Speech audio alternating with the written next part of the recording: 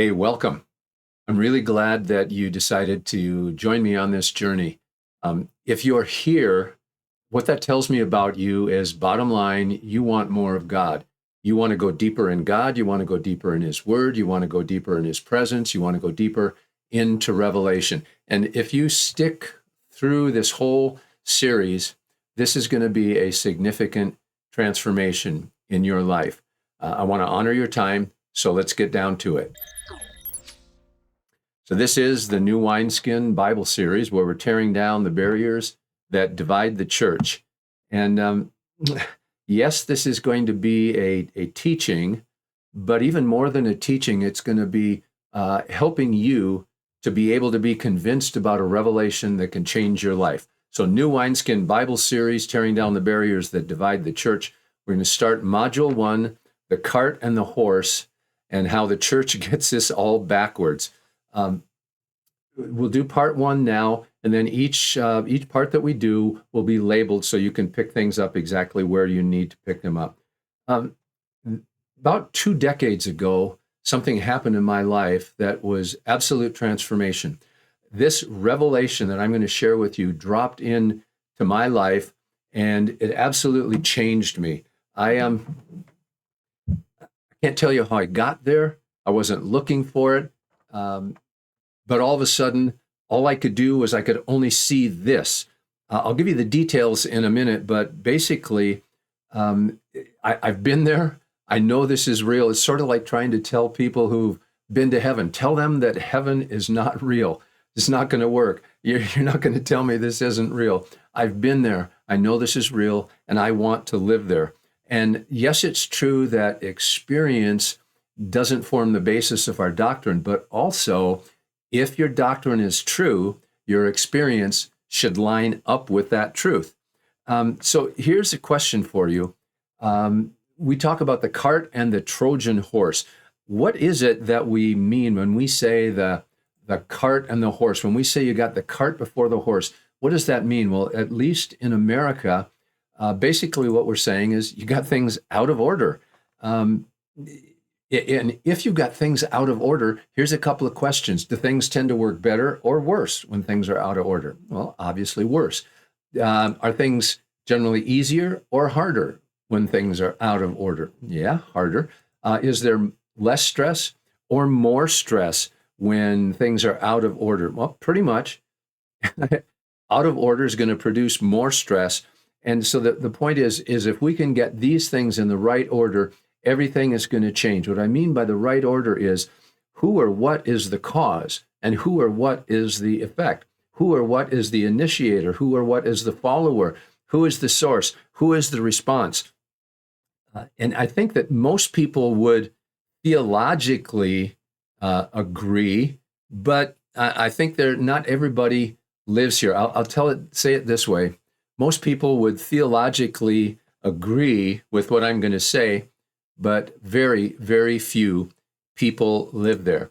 So this revelation of the cart and the Trojan horse is a major key of hope. And it's not just for a few things, it's basically a major hope and a key for everything. What was the Trojan horse a symbol of? What did that symbolize? Well, one thing is it symbolized like defeat, like we quit, we give up, we surrender. I quit, and we're going to find out I quit is actually a strategy that God has. Now, don't lose me right away here. Hang on and see what this is actually saying. What was the result of the Trojan horse? The symbol of, quote, we quit, we give up. It was actually the total destruction of the enemy. So this is going to be a strategy that looks like we're giving up, but it's actually God's strategy. So I want you to do this when we're going through this. I want you to pay attention to what's happening in you. Watch your responses to the things that you hear. Do you find yourself getting a little agitated? Do you find yourself going to the place of what I call yeah buts and whatabouts? It's like, yeah, but, or what about this? What about that? Watch out for that, because this revelation, this quote unquote, I quit strategy, the enemy has no plan for I quit, meaning I quit trying harder. He has no plan for this. He doesn't know how to cope with it. So what I'm going to suggest is that you give yourself permission to go with me through the end, and then you decide what is true. If we get this revelation at our core, when that happens, basically everything changes. Life is different because we get a truthful look at an understanding of what's God's part, what's my part, what's my part, and we get these things in the right order. When we don't have these things in the right order, we saw everything else that happens with that, all the stress, things go harder, all of that sort of thing. We're going to get them in the right order. The world around you is different when you're operating from this place. The results are radically different when we're operating with this revelation at our core. And this Trojan horse, again, I want to make this really, really clear. This is viewed by God as a strategy, viewed by the enemy as heresy. So he's going to try to do everything he can to get you into the yabuts and the whatabouts. Just be careful about that. Give it a chance. Just stay till you get through the end, and then you make your decision. You and Holy Spirit decide what's true. So if you really want to obey God, you really want to honor what Jesus did, I'm suggesting start here. So what I'm going to do is take several phases. I'm going to give you kind of a preview, and then I'm going to give you where this came from, and then we're going to hammer the issue of God's view of this strategy and religion's view of this strategy. Now, if you're going to take this medicine, this prescription, first thing you have to do is read the warning label. And there is a warning label. So here's your warning. Prolonged exposure to the revelation in this series may cause frequent bouts of joyful, heartfelt obedience caused by serious damage to the enemy's strongholds of religion and legalism. All those religious spirits, the legalism, damage. Damage to the strongholds of control, anxiety, stress, fear, guilt, and shame, which could result in significant breakouts of freedom that you never knew existed, intimacy with Jesus that's beyond your wildest imaginations, and a unity in the body of Christ that crushes the enemy's head and brings in that harvest. So I'm going to suggest that you proceed with, curiosity and an open mind. This revelation, what you're going to hear, is really a gateway to a church that has three conditions or characteristics that Satan has never had to face. Now, certain individuals may have these things operating in their lives, but Satan has never had to face a global church that has these three conditions. Number one, 100% emotionally secure in God's love. Michael, I thought we weren't supposed to go by emotions. We don't. But there is a significant difference in your life when at your core you are emotionally secure in God's love. We talk about God's love. We preach God's love. We witness God's love to the unsaved. And then we walk around less than 100% emotionally secure in God's love. Number two, 100% confident in my identity in Jesus. Wow, this is big. I won't go into it right now. You'll see more of this later on in the entire series. That's why I'm saying stay through the entire series, because you're going to end up with these characteristics working in your life. Number three, 100% free from every religious spirit. Here's my other warning. If you don't get number three, if you don't get 100% free from every religious spirit, you won't have 1 and 2. So we're going to hammer number 3 because we want to have you be in your life to be this, that you are 100% emotionally secure in God's love, 100% confident in your identity in Jesus, and 100% free from every religious spirit. So if you don't get number 3, you're not going to get 1 or 2. Lance Wallnau made a statement not too long ago. The religious spirit in the church is the greatest hindrance to the next Pentecost. Wow.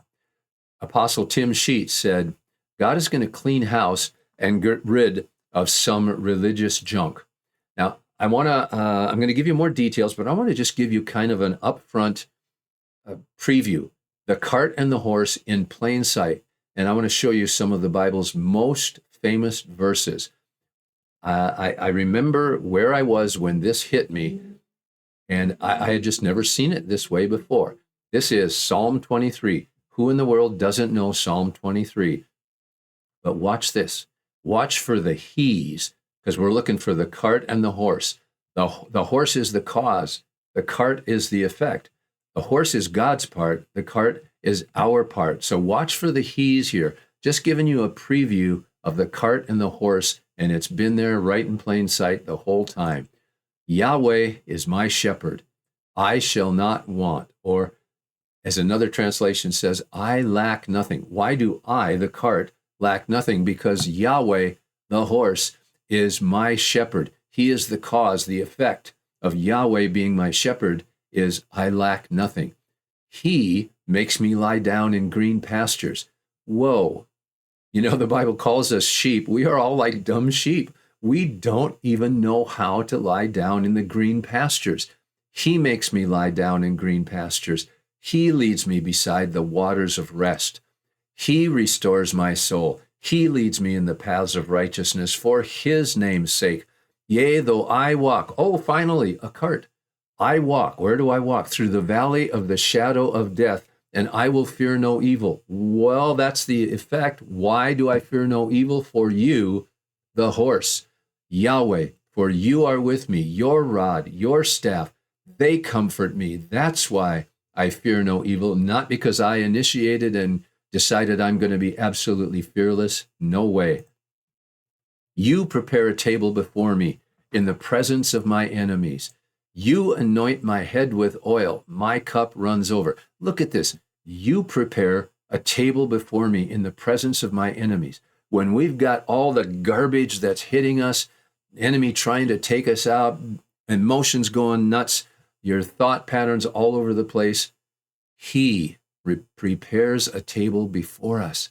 You prepare a table before me in the presence of my enemies. You anoint my head with oil. My cup runs over. I don't even know how to find the table. I don't know how to get to the table when I'm under it. You anoint my head with oil. My cup runs over. That's the cart. My cup runs over because you prepare a table before me. Surely goodness and mercy shall follow me all the days of my life, and I will dwell in the house of Yahweh forever. Well, look at this. Goodness and mercy shall follow. The Hebrew there actually means to pursue, to chase down, kind of like you're chasing an enemy in a battle. So goodness and mercy are chasing me down all the days of my life. And because of that, the effect is I dwell in the house of Yahweh forever. You're starting to see a pattern here. Who's the horse? Who's the cart? Who's the cause? Who's the effect? Who's the source? Who's the response? We're just getting started. I just wanted you to see this has been sitting there in plain sight all along. I never saw it this way. Maybe you did, but I think there's an awful lot of us that really don't get this. Kind of a side note here, what you focus on grows. And the reason I'm doing this is because we need to be 100% free from every religious spirit. Well, guess what the religious spirits want us to focus on? They want us to focus on sin. Am I saying that we should ignore sin and not care whether we sin? Of course not. That's not what I'm saying. That's not what you're saying. That's not why you're here. But what you focus on is going to grow. You focus on sin, then your consciousness of sin is going to grow. If you focus on Jesus, the author and the finisher, then your consciousness of him is going to grow. And I'm going to say, choose wisely.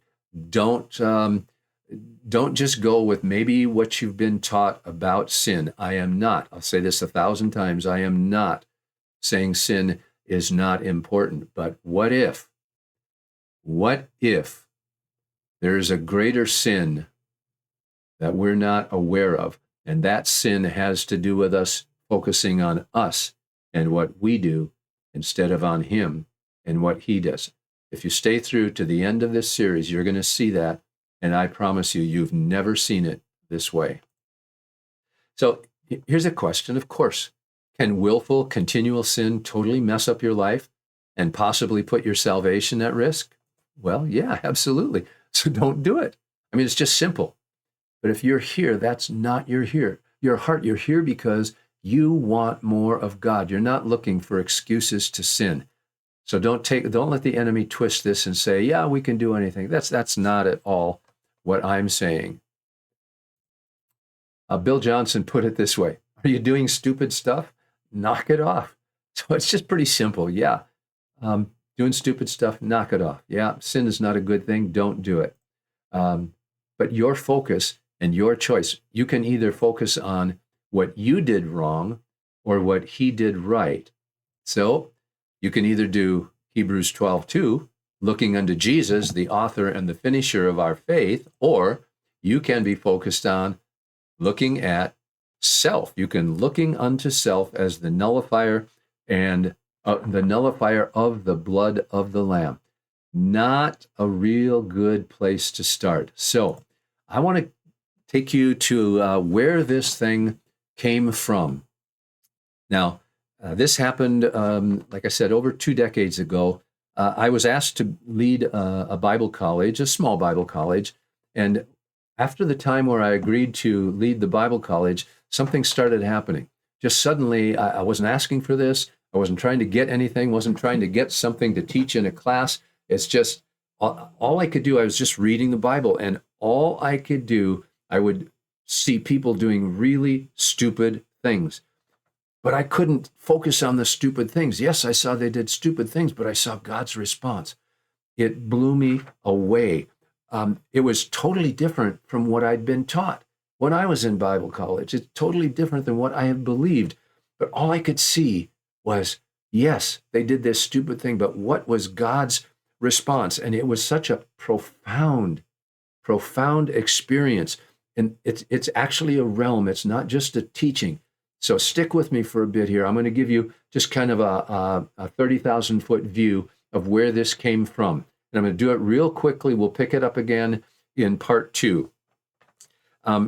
Basically, what in this realm, all of a sudden, I was in a place, didn't try to get there, didn't ask for it, didn't even know how I got there. You cannot find fault.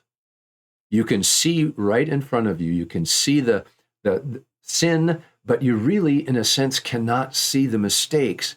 All you can see is God's heart for the person that's making them. God's heart, his desire to heal. When you see this about you, oh my gosh, it changes your life. You see it about others, it totally changes how you work with people, how you deal with people.